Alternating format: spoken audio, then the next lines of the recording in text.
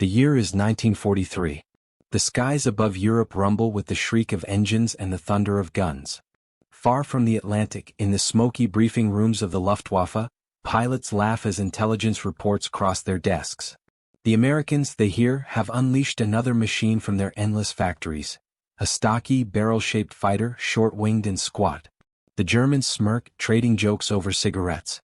Another flying brick, they call it, a machine more fit for lumbering across an airfield than dueling a Messerschmitt. To them, the Grumman F6F Hellcat looks like a mistake given wings.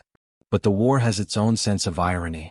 Machines, like men, are not defined by first impressions, and the Hellcat would prove that what seemed ridiculous in the mess hall would soon become terrifying in the sky. Imagine standing on a carrier deck in the chill of dawn, waves crashing far below. The Hellcat crouches like a predator at rest, its broad fuselage glinting with dew, its massive Pratt Whitney R-2800 engine coughing to life with a roar that drowns out the sea. To the eye, it is no greyhound, its frame is thick, its lines blunt, its wings almost stubby.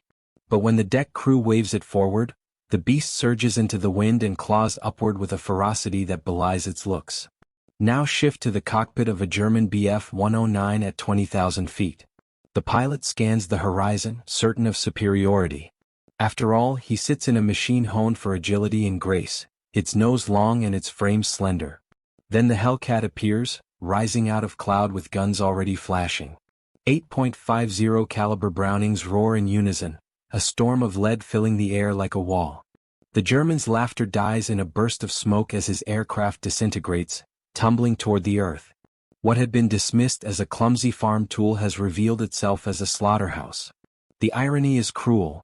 The Luftwaffe mocked the Hellcat just as they once mocked the Thunderbolt, failing to understand that wars are not won by beauty but by brutality. The Hellcat's reputation grew not from elegance but from inevitability. It was the predator that did not care for style, it cared only for kills.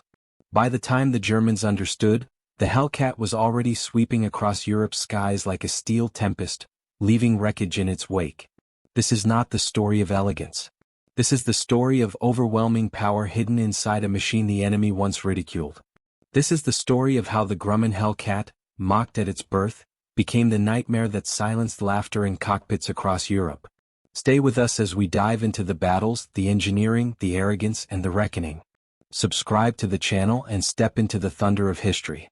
The first time the Hellcat truly showed its claws was not in the calm pages of technical reports but in the fire and chaos of the Mediterranean skies in late 1943.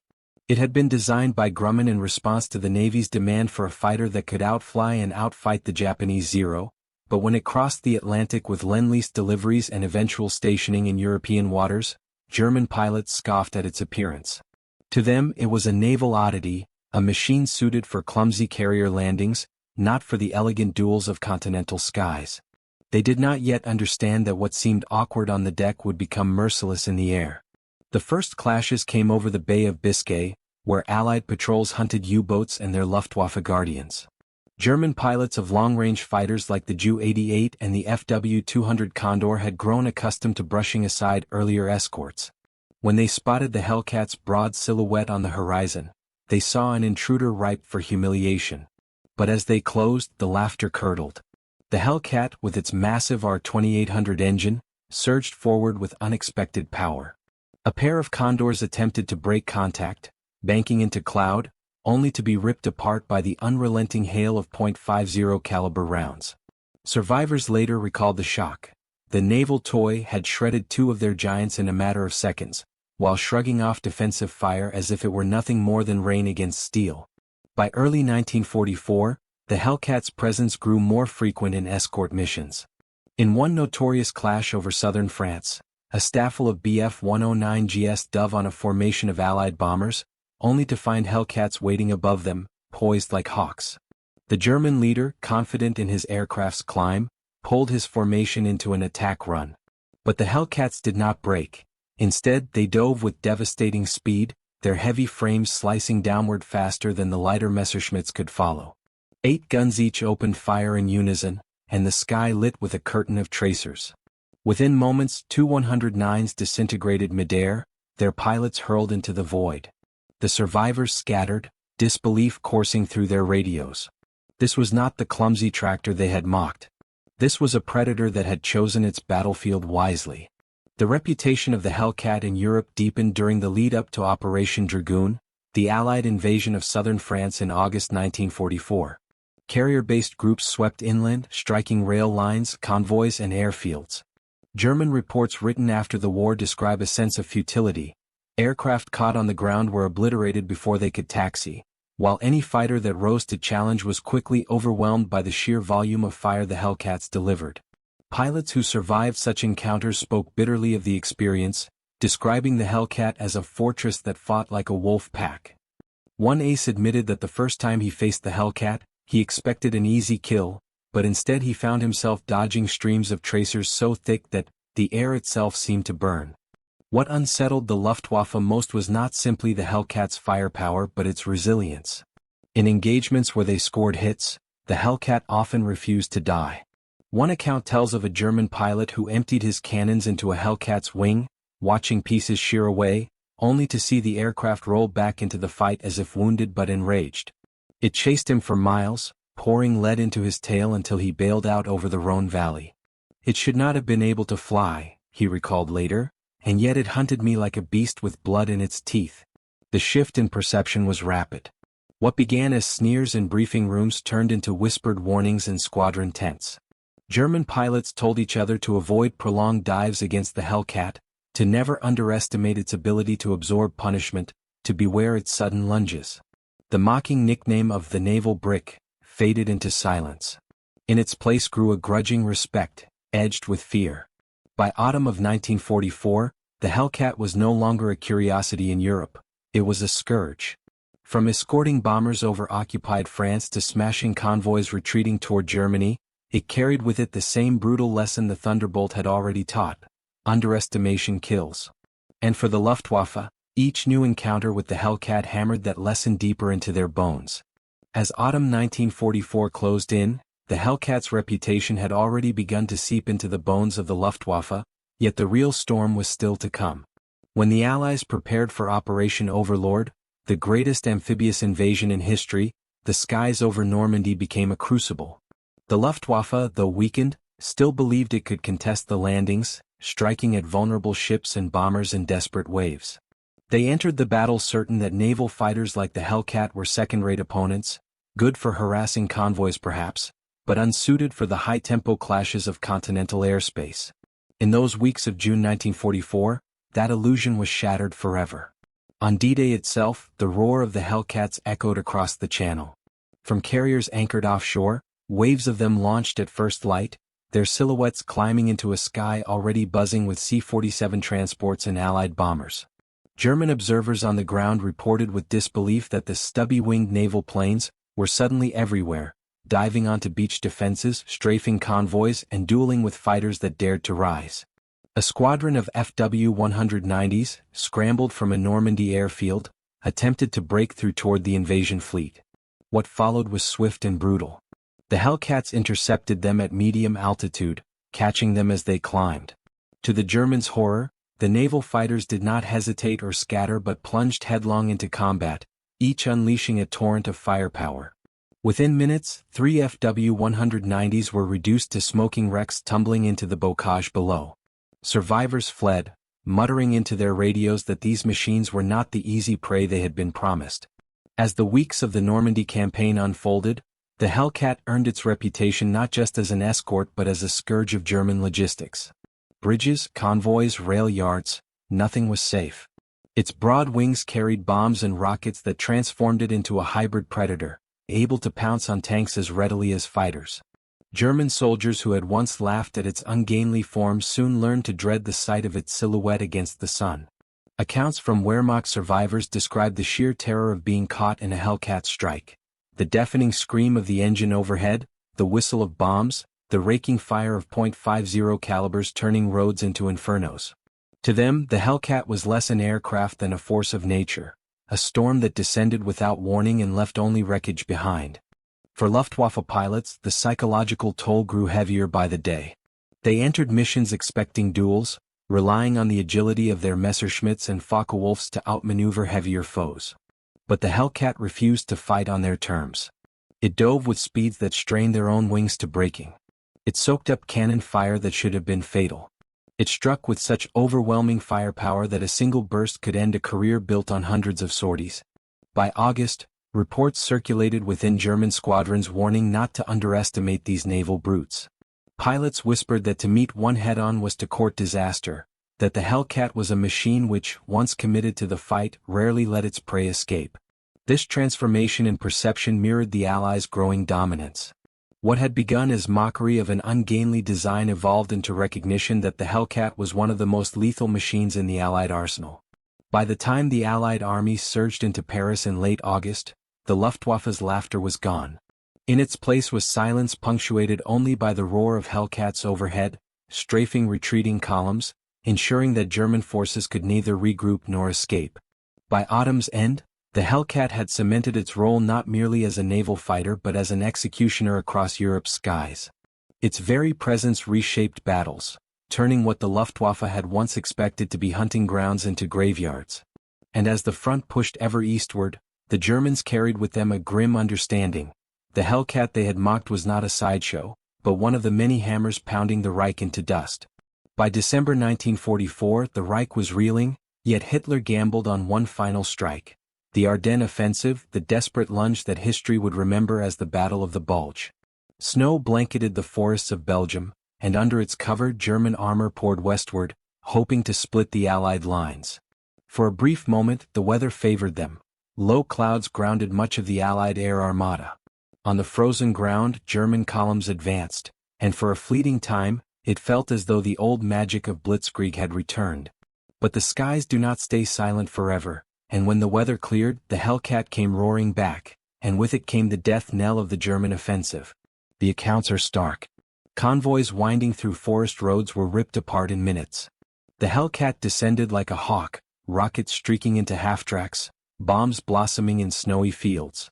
Trucks exploded in chains of fire, and tanks that had once seemed invincible were torn open by repeated strafing runs. American infantry huddled in foxholes spoke of the moment the clouds broke and the thunder of radial engines filled the air. They knew then that survival was possible because the Hellcat was overhead. For the Germans on the ground, the shift was catastrophic.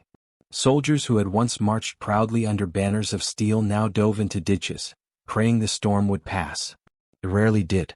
In the air, the Luftwaffe tried to rise again, scraping together formations of Bf-109s and Fw-190s, even throwing inexperienced cadets into cockpits with only the most rudimentary training.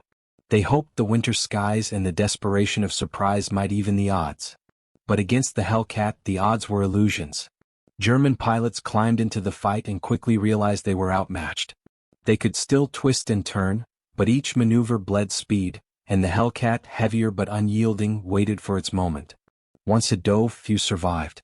One Luftwaffe survivor recalled years later how his Staffel leader had laughed at the stubby American planes on the ground, only to be cut from the sky in seconds when the Hellcats opened fire. It was not combat, he wrote bitterly. It was slaughter from above. By early 1945, reports from German airfields grew darker still. Pilots described the futility of expending entire magazines into a Hellcat only to see it continue flying, scarred but unbroken. One officer noted that morale collapsed when men realized that even victories were Pyrrhic. A downed Hellcat might cost them half a Staffel, while replacements for their own losses never came. The Americans, by contrast, had endless waves, each machine as resilient as the last, each pilot climbing into cockpits with the confidence that their aircraft was built not just to fight, but to bring them home. The Ardennes became a graveyard not just for German tanks and trucks but for German pride. The laughter of 1943, when they mocked the Hellcat as a naval curiosity, was long forgotten. In its place was resignation. Luftwaffe veterans began warning their young replacements in hushed tones. Never underestimate the stubby-winged brute, never dive after it, and if you must fight it, pray you escape alive. What had been ridicule had become ritual caution, and what had been arrogance had become dread. In the final months of 1944, as Allied forces pushed the front line toward the Rhine, the Hellcat's role expanded further. It was no longer just escort and air superiority, it was the executioner of logistics. Rail yards in western Germany burned nightly, bridges collapsed in ruins, and every attempt by the Wehrmacht to move supplies risked annihilation from above. Survivors described the sound of its machine guns as a physical force, a wall of thunder that smashed not only steel but the spirit of those who heard it. To face the Hellcat was not merely to risk death, but to endure the humiliation of realizing that the enemy's clumsy tractor had become the apex predator of the skies. By the year's end, the lesson was undeniable. What the Luftwaffe had once dismissed had now become one of the most feared tools of Allied air power. And in the frost and fire of the Ardennes, the transformation was complete. The Hellcat was no longer a naval oddity. It was the hammer that shattered Germany's last desperate gamble, and it left no doubt that the age of mockery had ended in silence and ruin. By the dawn of 1945, the Luftwaffe was no longer the proud force that had once dominated Europe's skies. It was a shattered remnant, its aces either dead or grounded, its replacements little more than boys thrust into cockpits with desperate orders. Fuel was scarce, ammunition scarcer still, and every sortie felt like gambling with death. Yet even in those final, faltering months, the shadow of the Hellcat loomed large, its thunder echoing across a continent already broken. The collapse of German air power was not sudden, it was a slow suffocation. Every time the Luftwaffe tried to mass, the Hellcats were there, diving in with their brutal efficiency, tearing formations apart before they could even strike. When Allied bombers surged into the Ruhr, Germany's industrial heartland, the escorts above were often Hellcats, their silhouettes squat but unyielding, their guns spitting storms that turned the sky into a furnace. German pilots who survived such encounters returned not with boasts but with hollow eyes, admitting quietly that they could no longer challenge the Americans on equal terms. On the ground, the nightmare grew worse. Hellcats ranged far and wide, hammering bridges over the Rhine, smashing convoys retreating east, reducing airfields to smoking craters before the Luftwaffe could even launch. One German soldier later recalled that, "The Hellcat came without warning, and when it left, the earth still burned." Entire columns were annihilated in a single pass, leaving wreckage frozen in snow or smoldering in the mud. Civilians, too, came to know the rumble of its engine as the sound of inevitability, the storm that announced Germany's war was ending. In April, as the Allies crossed the Rhine and surged toward Berlin, the Luftwaffe attempted one last stand. Jägerschwader cobbled together whatever aircraft still functioned, throwing them against endless swarms of Allied fighters. But what little fight they mustered was consumed almost immediately. Hellcats fell upon them with merciless regularity, overwhelming not with finesse but with volume and resilience.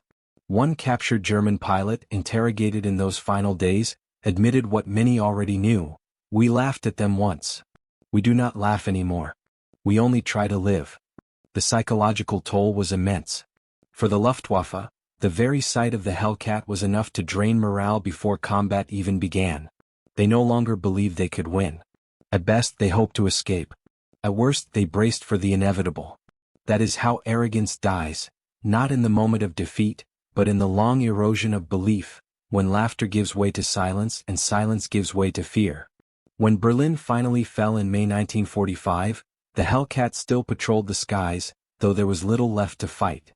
The Luftwaffe was gone, reduced to wreckage on airfields and shattered dreams in the minds of its survivors. For German pilots, the memory of the Hellcat lingered like a scar. The squat naval fighter they had mocked as ridiculous had become a nightmare that haunted them in their last days.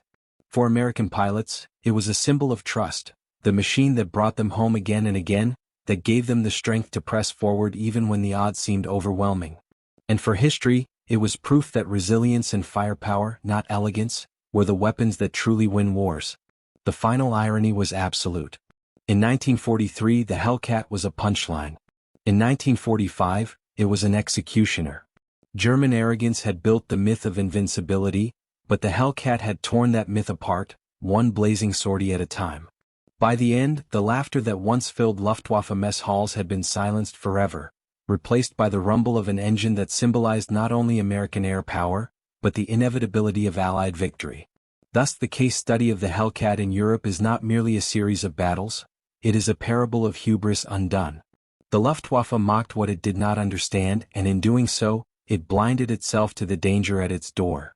When the danger finally revealed its true nature, it was too late. The flying brick they had ridiculed had become the storm that swept them from the skies. By the time the Hellcat's name had become synonymous with dominance in 1944, its story had already been written years earlier in a different theater, the Pacific. The Grumman Design Bureau had been haunted by the lessons of early war encounters with the Japanese Zero, where the Wildcat, though rugged, proved outclassed in agility. The Navy demanded something new, something that could not only meet the Zero in its own arena but surpass it. The engineers responded with a philosophy as bold as it was pragmatic. Build a machine that was not the fastest, nor the most graceful, but the most survivable, the most lethal, and the most forgiving to its pilots. That philosophy gave birth to the F6F Hellcat. On paper, the Hellcat looked ordinary, almost uninspiring. Its maximum speed hovered around 380 miles per hour, respectable but hardly revolutionary compared to German interceptors that could push well beyond 400. Its climb rate too was not dazzling, taking its time to claw skyward. But the numbers, when lived inside the cockpit, told a different story. The heart of the beast was the Pratt Whitney R-2800 double wasp radial engine, churning out 2,000 horsepower with a roar that shook the deck beneath it. This engine was a marvel of American engineering, not only powerful but resilient, able to keep running with cylinders shot through oil pressure bleeding away or temperatures soaring. To a pilot that meant life. To an enemy it meant despair. The fuselage surrounding that engine was designed with equal ruthlessness. Armor plating shielded the cockpit, self-sealing fuel tanks minimized the risk of a fireball after a hit, and the wide undercarriage made carrier landings less of a gamble. German pilots, used to seeing their own fragile designs erupt in flames after a single tracer touched a tank, could scarcely believe the punishment the Hellcat absorbed. Where a Bf-109 might crumple under heavy hits, the Hellcat often limped home, wings ragged, fuselage torn, yet engine still growling. That difference was not academic, it was visceral. A pilot who trusted his machine fought with a different spirit than one who doubted it. And then there was its firepower. 6.50 caliber Browning M2 machine guns lined its wings, each capable of spitting out lead at nearly 800 rounds per minute. In practice, a short burst from a Hellcat could unleash nearly 100 half-inch bullets in 2 seconds, shredding aircraft, locomotives, and even lightly armored vehicles. German pilots who once prided themselves on precision duels suddenly found themselves outgunned by a storm so dense that maneuver was meaningless. To face a Hellcat's guns was to stand against inevitability itself. Yet the true genius of the Hellcat lay not just in raw specifications but in its forgiving nature. It was a plane built for the ordinary pilot, not only the ace. Its wide wings provided stability in turns, its engine delivered power without treachery, and its landing gear spared countless men from fatal carrier mishaps. The Luftwaffe often celebrated its elite, men with hundreds of kills who thrived in machines that demanded finesse. But war in 1944 was no longer about the elite. It was about numbers, about churning out pilots quickly and ensuring they survived long enough to matter. In that arena, the Hellcat was unmatched. A green American recruit could climb into one and, within weeks, not only survive but fight effectively. That democratization of lethality terrified the Germans more than any single ace ever could. Context mattered. The Luftwaffe had entered the war with arrogance, boasting of sleek machines and skilled pilots. But as attrition hollowed its core and as Allied production surged, it faced an enemy that no longer needed elegance to win. It needed resilience, reliability, and relentless firepower, and the Hellcat embodied all three. Each encounter between German fighters and Hellcats in Europe reinforced that truth. What had been mocked as ungainly became the very reason it dominated. The wide wings that looked clumsy carried the firepower of a storm. The bulky fuselage that seemed laughable housed the armor that made it unkillable.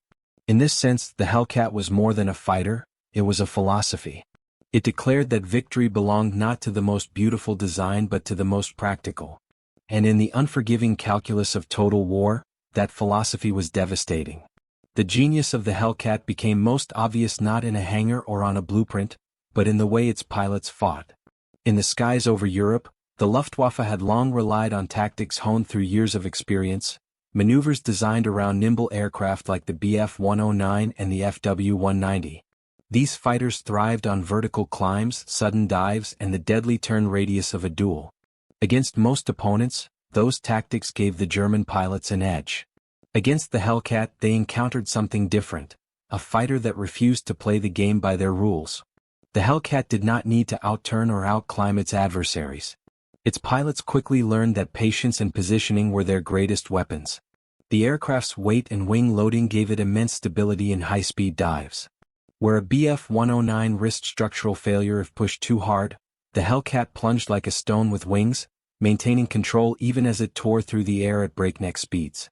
German pilots who tried to follow often discovered their aircraft shuddering under the strain, while the Hellcat rolled smoothly into firing position. In the split seconds that followed, 6 Brownings would roar, and the duel would end before it truly began. Another subtle but devastating advantage lay in visibility and cockpit design. The Hellcat's canopy granted its pilots wide views of the sky, a simple detail that paid enormous dividends. Luftwaffe pilots often complained of blind spots in the Messerschmitt, the long nose obstructing downward vision, the framing limiting lateral awareness. In contrast, a Hellcat pilot could spot his quarry early, line up an approach, and maneuver with confidence, knowing the sky around him. Situational awareness is the currency of aerial combat, and in this regard, the Hellcat allowed even novice aviators to fight with the instincts of veterans. Then there was endurance. Many Luftwaffe sorties were constrained by fuel shortages and limited range. A Bf-109 pilot often had minutes, not hours, to find his fight before turning back. The Hellcat, by contrast, could loiter, escort, and return with reserves to spare.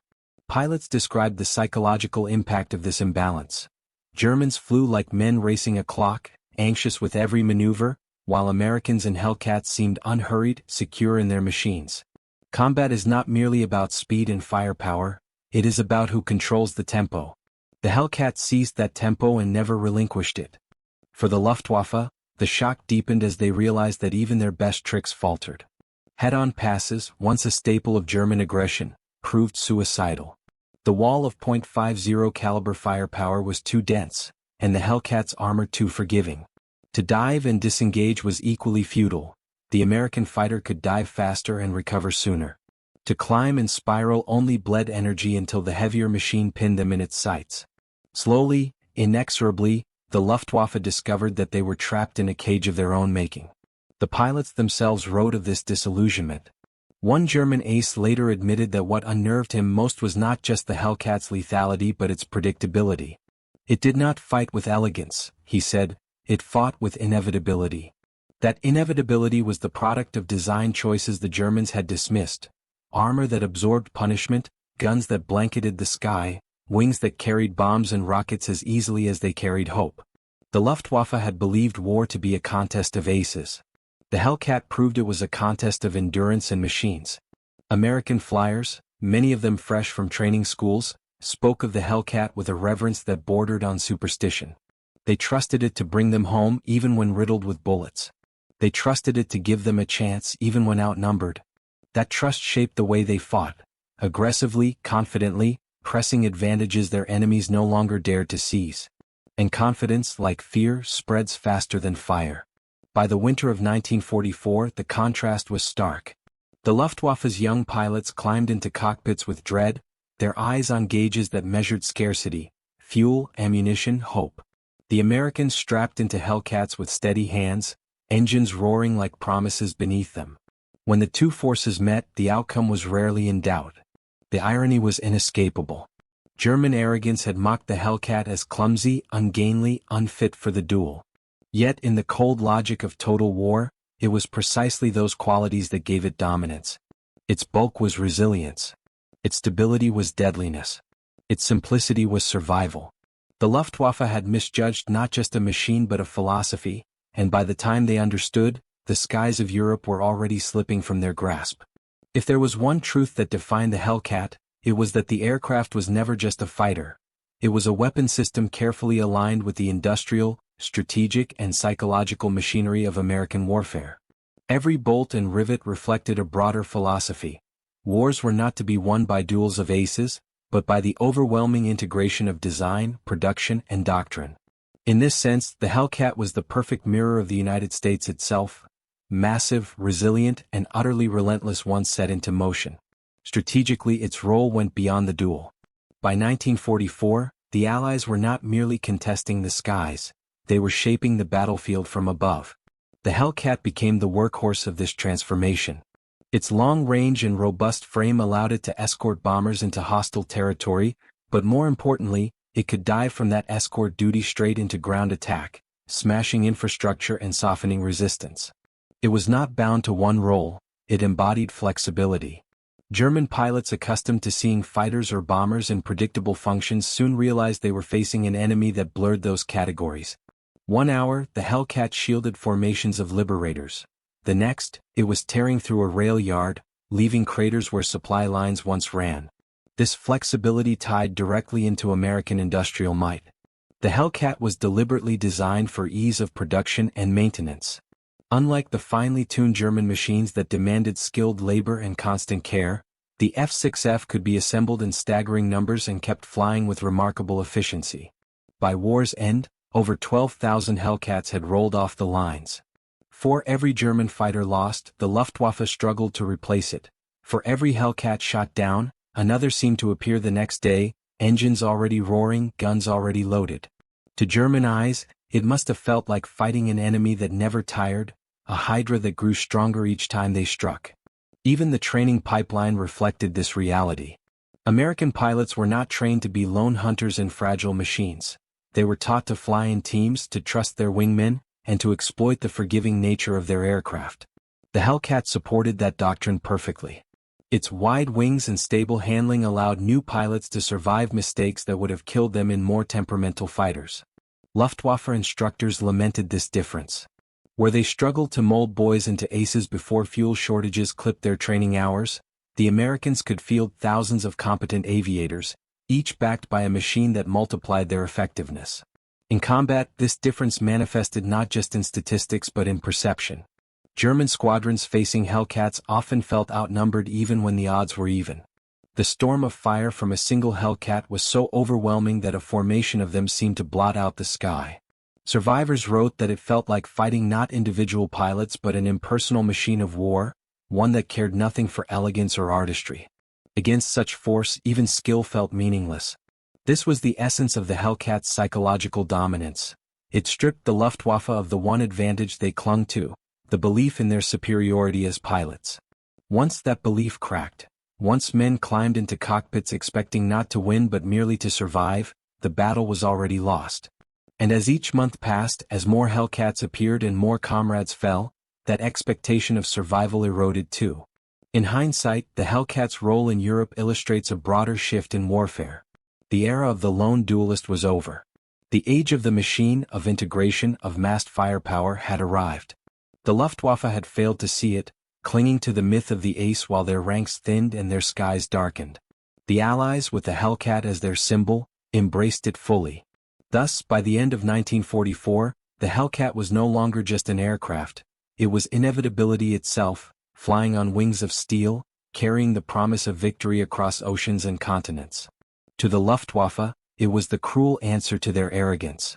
To the Allies, it was proof that resilience and firepower, not beauty or grace, would decide the future of the war. The most striking truth about the Hellcat was not merely its victories, but the way those victories highlighted the Luftwaffe's blind spots. In comparing machines, one might be tempted to weigh speed, climb rate, or turn radius, but those numbers only tell half the story. The real comparison was in philosophy, and it was here that the German arrogance proved fatal. The Bf 109, long the pride of the Luftwaffe, was a sleek and deadly duelist. At high altitudes, its slender frame and powerful Daimler-Benz engine made it agile, a true predator in the thin air. The FW-190, meanwhile, was Germany's rugged answer to the need for versatility, its radial engine delivering both speed and bite. Together, they formed the backbone of German air power, aircraft designed for elite pilots who thrived on precision and skill. In their heyday, they cut swaths through Allied formations, earning reputations as killers of Spitfires, Mustangs, and more. But by 1944, those reputations had become myths masking hard realities. The Bf 109 was fragile, its narrow undercarriage treacherous for young pilots landing on rough fields. Its cramped cockpit restricted vision, and its limited range forced it into defensive roles rather than deep escorts. The FW-190 was formidable, but as Allied fighters grew tougher and more heavily armed, its edge dulled. And both suffered from Germany's dwindling resources. poor fuel rushed production and pilots with only a fraction of the training their predecessors received. The Hellcat, by contrast, embodied the opposite philosophy. It was never meant for the duelist's arena but for the battlefield of attrition. It was heavier, yes, but that weight translated into armor. It was slower in the climb, yes, but that climb was steadier, more reliable, less prone to catastrophic stalls. It did not demand finesse, it rewarded aggression. To a green American recruit, that meant survival. To a veteran German ace, it meant frustration, for no matter how precise his attack, the Hellcat refused to yield. This was the Luftwaffe's great miscalculation. They assumed war would remain a contest of aces. They measured success in kill counts, Leonizing their top pilots while neglecting the systems that sustained them. The Allies measured success in survival rates, sortie counts, and production lines. They built machines like the Hellcat not to showcase brilliance but to guarantee results. When these philosophies collided, the outcome was inevitable. German pilots mocked the Hellcat because they did not understand that its ungainly bulk was not a flaw but a weapon. By the time they learned, the skies had turned against them. Even tactically, the comparisons were damning. In head-on passes, the Hellcat's 6.50 calibers delivered more firepower than a Bf-109 could withstand. In dives, the FW-190's advantage evaporated as the Hellcat plunged faster, yet steadier. In turning fights, the German machines might still hold the edge, but few Hellcat pilots needed to play that game. Instead, they used patience, diving into fights only when the enemy had bled away energy, striking with overwhelming force. The Luftwaffe clung to old habits, expecting their opponents to duel like gentlemen. The Hellcat fought like a street brawler, and in modern war, the brawler wins. Beyond the battlefield, the strategic errors loomed larger. Germany had gambled on elegant machines flown by irreplaceable men, while America built practical machines that multiplied the strength of the ordinary. The Luftwaffe's culture celebrated the individual. The Allies built systems that consumed individuals into a greater whole. The Hellcat was the embodiment of that system. Mass-produced, rugged, forgiving, lethal in groups. Against that, German machines became relics of a fading era. Thus, the true comparison is not Hellcat versus Bf-109, nor Hellcat versus FW-190. It is arrogance versus pragmatism, myth versus reality, past versus future. The Luftwaffe's fatal mistake was not underestimating the numbers on a specification sheet, but underestimating what those numbers meant when translated into survival, production, and psychology. They laughed at the Hellcat because it did not fit their idea of what a fighter should be. And in that laughter lay their undoing. By the time the last German pilots climbed into their cockpits in 1945, the lesson was bitterly clear. The Hellcat did not need to be beautiful to win. It needed only to endure, to kill, and to come back again tomorrow. That was enough to sweep the skies clean, enough to silence mockery forever. When the guns finally fell silent in May 1945, the Hellcat had carved its name into history not as a machine of elegance, but as a machine of inevitability. Its legacy was written in fire across Europe's skies and etched into the minds of those who flew it, and those who tried and failed to oppose it. The immediate consequence was the utter collapse of the Luftwaffe's spirit. Where once German pilots had swaggered into briefing rooms with boasts of superiority, by the war's end they entered their cockpits like condemned men, haunted by the stubby-winged fighter they had once mocked. For the Allies, the Hellcat's impact was psychological strength. Pilots spoke of it as a lifeline, a guardian that absorbed punishment and still carried them home. In a war where morale often wavered, that trust was priceless. A man climbing into a Hellcat knew that his odds of surviving a mission were higher, that his machine would forgive mistakes, and that it could strike harder than anything the enemy could put against him. That confidence translated into aggressive tactics, into a sense of inevitability that spread through the ranks. The Hellcat was not just a fighter, it was a promise. On the battlefield, its role reshaped doctrine. The Hellcat proved that a fighter could no longer be confined to duels. Its combination of firepower, resilience, and range allowed it to straddle the line between air superiority and ground attack. Bridges, convoys, airfields, all fell to its guns and rockets as easily as enemy fighters did. This versatility became the blueprint for post-war aircraft design. No longer would air forces invest in machines built for only one task. The idea of the multi-role fighter, capable of adapting to the shifting needs of battle, was born in large part from the Hellcat's success. Strategically, The Hellcat symbolized the triumph of American industrial philosophy over German elitism. Germany's war effort was shackled by machines that were exquisite but fragile, dependent on expert pilots and scarce resources. America, by contrast, built machines that could be produced in staggering numbers, flown by ordinary men, and maintained with ruthless efficiency. The Hellcat was the embodiment of this system. Over 12,000 were built, each as deadly as the last, each capable of surviving where others fell. For every German pilot who dared to laugh at its shape, there were dozens who later cursed its presence in the skies. The long-term impact extended into the post-war years. In Korea, the lessons of the Hellcat lived on in its descendants, as jet fighters inherited the philosophy of resilience and firepower. In Vietnam and beyond, the idea of rugged strike fighters owed a debt to the Hellcat's dual nature as both hunter and bomber. Even modern aircraft like the A-10 Warthog echo its spirit, ungainly to the eye, devastating in battle, beloved by those whose lives it saves. The Hellcat taught that war does not reward beauty, it rewards function, durability, and the will to dominate. Yet perhaps its most profound impact was on memory. For German veterans, the Hellcat became a symbol of their disillusionment, the machine that turned their confidence into despair. Many later admitted that they had underestimated it, that their arrogance blinded them until it was too late. For American veterans, it was the machine that gave them a fighting chance, the beast that carried them through missions that should have killed them. And for civilians across occupied Europe, the sight of Hellcats overhead became a sign of liberation, a harbinger of the armies pushing the Reich back into its death throes. The echoes of its reputation continued long after the war. In memoirs, German pilots rarely mocked it again. They spoke instead of its inevitability, its ability to absorb punishment, its capacity to strike with overwhelming force.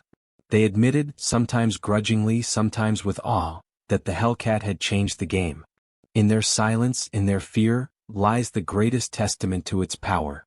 In the end, the Hellcat's legacy is not measured in statistics, though those numbers are staggering. It is measured in the laughter it silenced, the myths it destroyed, and the doctrine it reshaped. It stands as proof that arrogance is the most fragile weapon of all, and that in the crucible of war, resilience is the deadliest blade. When we step back and trace the arc of the Hellcat, what emerges is not the story of a graceful champion, but of a blunt instrument that turned mockery into terror. German pilots laughed when they first saw it, stubby wings, bulky frame, a naval curiosity unsuited for the elegant duels of the Luftwaffe. They believed it was a mistake given wings. And yet, by the war's end, that very shape had become the silhouette of inevitability, the storm that swept them from the skies and shattered the arrogance of an empire. The lesson is brutal in its simplicity. The Hellcat was never about beauty or elegance. It was about survival, firepower, and trust. It absorbed punishment, unleashed storms of lead, and gave ordinary men the strength to stand against extraordinary odds. It proved that wars are not decided by myths of superiority but by machines that endure, by systems that multiply strength, and by the resilience of those who wield them. The Luftwaffe's greatest mistake was not in their aircraft design but in their mindset. They clung to the past, to the duel and the ace, while the Allies embraced the future, where resilience and numbers carried the day. For the Germans, the Hellcat was humiliation, proof that their mockery had blinded them. For the Americans, it was reassurance, the knowledge that their machine would bring them home. And for history, it became a parable. Never underestimate the ungainly, never laugh too soon, for in war the underestimated often become the unstoppable. Today the Hellcat's roar lives on not only in museums or books, but in the doctrine of modern air power. Every rugged, versatile aircraft owes it a debt. Every pilot who trusts his machine in the face of fire carries its legacy. It is more than steel and rivets, it is a lesson hammered into the skies of Europe, a reminder that strength often hides beneath the ordinary. And now, as we close this story, I invite you to carry that lesson forward. The past speaks to us not through elegance but through endurance. Do not underestimate. Do not dismiss. Remember the Hellcat, the beast that silenced laughter with fire. If this journey into the skies of World War II has stirred you, subscribe to the channel. Share this story so others may know the irony and the lesson. Turn on notifications so you never miss the echoes of history that still thunder above us. Because the skies remember, and the stories of those who fought in them deserve to be told. The Germans once laughed at the Hellcat. History does not laugh, it remembers.